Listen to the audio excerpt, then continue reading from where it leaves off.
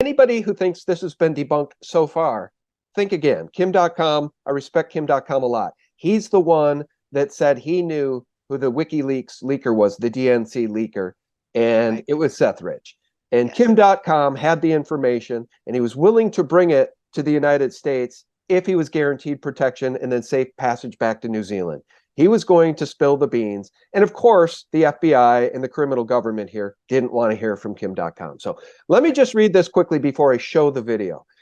Kim.com says this is potentially the most significant leak of military tech in history.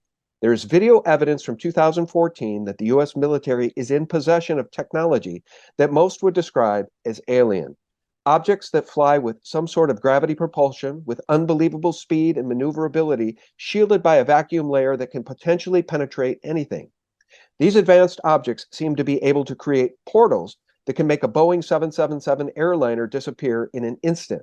This evidence has been out there for a decade, but it took Just X Ashton, that's Ashton Forbes, and his investigation to attract wider attention. Many of you have seen the Tic Tac UFO videos filmed by US Navy jets in 2004. The 2014 evidence seems to suggest that this technology has been in the possession of the US military for a long time.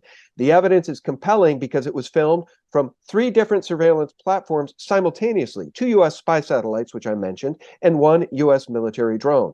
The leaked videos, when combined, create a problem for debunkers because the physics match up from these different angles. It would take a gigantic, gargantuan effort to fake something like this. This could be the most significant leak of military technology in history. Surely the US government will attempt to discredit it, but now it's in the public domain and a crowd investigation is taking place. The implications are enormous. What makes this discovery so controversial is this technology was allegedly used to make flight mh370 disappear, a tragedy that is surrounded by many conspiracy theories. How does a passenger plane vanish without a trace? Please watch this video. I'm following developments closely. Now, let me add one last thing. Because the debunking and the efforts to debunk the video you guys are about to see have attracted so many trolls to this subject, Kim.com is now offering a $100,000 reward to anyone who can provide him these original videos without the orbs that you're about to see in the videos. Let me just play this, and then let's talk about this. Hello, everybody. This is Ashton Forbes, here to bring you the mh370X Flight Path Explainer. The plane takes off at 1642 UTC from Kuala Lumpur, headed to Beijing. At 1719 UTC, the pilot says, "Good night, Malaysian Airlines Flight 370. Around 1721 UTC, a lithium-ion battery fire explosion occurs and is seen by Mike McKay on an oil rig 300 miles away. He sees fire for 5 to 10 seconds. 9 witnesses along the coast hear loud noises at the same time. The plane goes dark. In the case of a fire, the first response is to pull the main buses and restore the circuits one by one until you've isolated the bad one. If they pulled the buses, the plane would go silent. The plane heads towards Penang, Langkawi International Airport. The pilot knew the train was friendlier towards Langkawi, which was also closer than Kuala Lumpur. At 1730 UTC, there's a communication with another pilot who hears the voice of one of the pilots of MH370. At the same time, 8 fishermen on a boat 10 miles off the coast see the plane flying unusually low, consistent with a depressurization emergency event, attempting to provide oxygen for the passengers.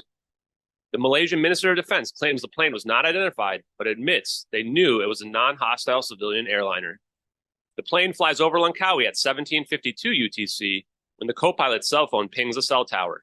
The plane doesn't land either due to the fire or because they have communicated a rendezvous point.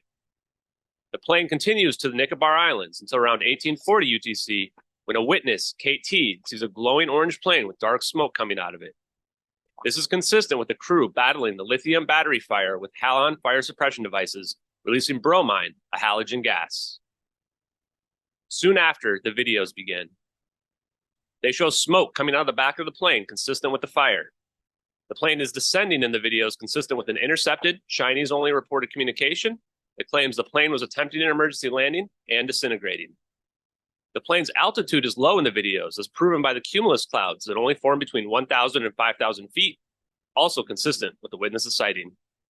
Now, it's being manually tracked. Watch the camera on the right. Well, actually, watch both cameras. They're being manually manipulated by somebody, right? Presumably on the ground. They're tracking this airliner. These orbs then circle the airliner. And by the way, we should talk about Freescale Semiconductor and their superconductor technology. I think there were 23 people aboard this airplane from Freescale Semiconductor who vanished along with the Right. airline. Did you see that? That's it right Yep. there. Yep. Mel, if that video is real, it really calls into question our very reality. Yeah.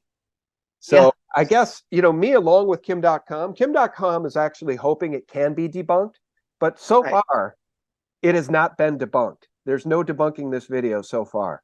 So he's offering Yes. a $100,000 reward for the original video that doesn't include the orbs. The idea being that the satellite the footage is real, but was it altered to make it appear that there was some sort of technology that assisted in the disappearance of the aircraft? Anyway, it's very alien, but what if Yeah. it's terrestrial technology? What if it's US military technology? What if they have the power to make aircraft disappear and open portals? It's mind-boggling. Well, it is shocking and all of that, but like I've done a lot of shows, especially before I got kicked off of YouTube, on CIA and InQtel technology that ends up in films and TV. Like I talked about before, Minority Report. Nobody would think that they really have that technology, but they do, and they did when they made that movie in 2012. So, for me, I think that they have a lot of technology that they've been hiding. You and I have both done shows on Antarctica and other things that are unexplainable. And it's interesting that right now somebody is leaking this stuff because those are two different videos from two different sources that were leaked at the same time on purpose. So to me, I think that this is all part of what we've been talking about with the disclosure and the gatekeepers, the puppet masters that you point out so beautifully all the time are losing power. They're losing control. People on the inside are flipping over and saying enough's enough. And the more that they expose that, and I truly believe that a lot of this technology will be brought to light. And I think it's really important. I also think that Kim.com knows that it's real. So Yeah, and that's the reason I wanted to share this. I probably wouldn't be focusing a lot on this in an interview with somebody like you because it is such deep woo if it weren't for the Kim.com connection. And that's why I started watching the full-length presentations of Ashton Forbes as he would debunk. Like, this is a really, really bright guy. Ashton Forbes, you're talking about somebody who has so much intelligence that he can dot the I's and cross the T's regarding everything that the debunkers bring to the table. And yeah, evidently and now, honestly, we've seen so many movies with these flips in time and where they talk about portals and they talk about opening portals. I don't know if you watch Stranger Things, but it reminds me of that. But then you find out years later, oh my God, they do have that technology like I did. I found out that a lot of this technology exists. So they're hiding a lot of that technology. We've known that. We know that there's all these patents out there. I don't see why that would be impossible, but I know that Hollywood's been telling us it can be done for decades, and they told us a lot of things we thought were science fiction that really they knew existed to some extent. yeah, and evidently, guys, the bounty has now increased to $145,000. So if somebody with really deep pockets and a great knowledge, I guess here's the thing. These videos were leaked 4 days after the disappearance of the aircraft, and they were leaked by somebody with high military clearance. Now, Ashton Forbes has determined we now know who that person is. And I think Greg Reese did an entire video about this. So Greg Reese is on it. Like, really smart researchers are paying attention to this because it appears to be legitimate. And I guess the best way to sort of summarize all of this, Mel, as I'm coming back to you, is to remind people what the father of modern day rocketry said. He told his assistant, Carol Rosen, time and time again before he died, that the last card they would play is the alien card. And Werner von Braun said to Carol, it will all be a lie. And it will all be a lie. So that's why I'm sharing this, because if the military, if some aspect of the deep state, the Pentagon, whatever, Lockheed Martin, these deep state, these skunkworks projects, if they have this type of technology, well, it is alien in nature. It's so foreign to us that we would think that it's aliens. If they told us that UFOs stole that plane, if UFOs opened a portal and made that plane disappear, we'd believe it because it looks like alien technology. So I just want to share that final warning for people that when Project Bluebeam happens, when an alien invasion happens and CNN is all over it, just remember what Werner von Braun said. It will all be a lie. Yeah. And we got to remember, like I said before, they're losing. I truly believe that they're losing on many fronts. This globalist billionaire oligarchy class of I called the Fourth Reich.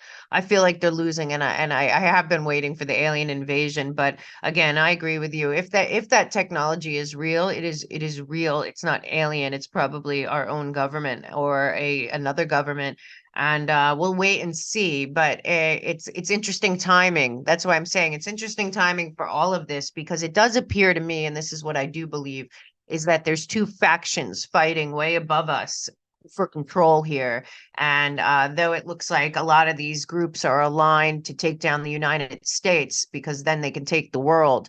After they remove the United States, which will never happen from the chessboard, the hell on earth for them to decide who's going to run it between CCP, Muslim Brotherhood, the billionaire oligarchs, and the crown, all of them fighting amongst themselves. It's just not a good thing. So for me, I just think that we are being prepped for something, and we have to be just sturdy and focused and remember, we should all stand united for freedom, sovereignty, and the future of humanity. And I really believe not only are we in biblical times, but we're in historical times. And I think like Mr. Beast and like Kim.com and all these people and you and many other people out there, there's lots of room for heroes and leaders right now. And I just hope everyone's getting all hands on deck to make sure that we all stay focused and sturdy for the year ahead. Because like I said, I believe that they are losing. I also believe that they are dangerous animals that need to be taken out right now. And that is a prospect in a time where,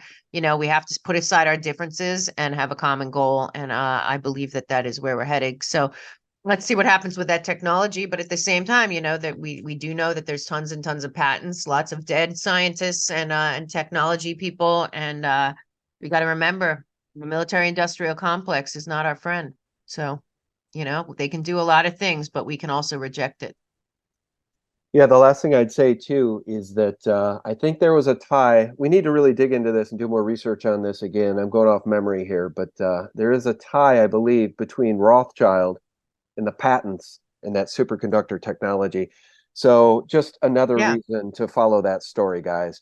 In the Yeah, and one of the investigation, Rothschilds is a huge investor in all the alien technology. I'm not sure. Nathaniel may be one of them, but they're very behind that. You know who else is very into it is John Podesta and them. So it's right? it's important to realize that Warner von Braun, the Yeah, Nazi that they brought over in Operation Paperclip and ran NASA, told us about it a long time ago. So people just have to be they're desperate. They're going to do anything, and we just have to be one step ahead. So hopefully we get the truth out about this and everything else. And by the time we're marching into 2024, it's already over and we're mocking them and they are on the run, if not already gone. yeah. I want to see them rounded up and tried for their crimes. I mean, it would be just the most amazing thing in human history to watch these people tried for their crimes, and then whatever justice is served, well, maybe it should be televised. I'll tell you what, I guys, if agree. you want to follow the weirdest story of the decade, just head on over to Twitter and type in mh370x and follow Ashton Forbes. It's really, really interesting stuff. I wouldn't even bring it up if it weren't so.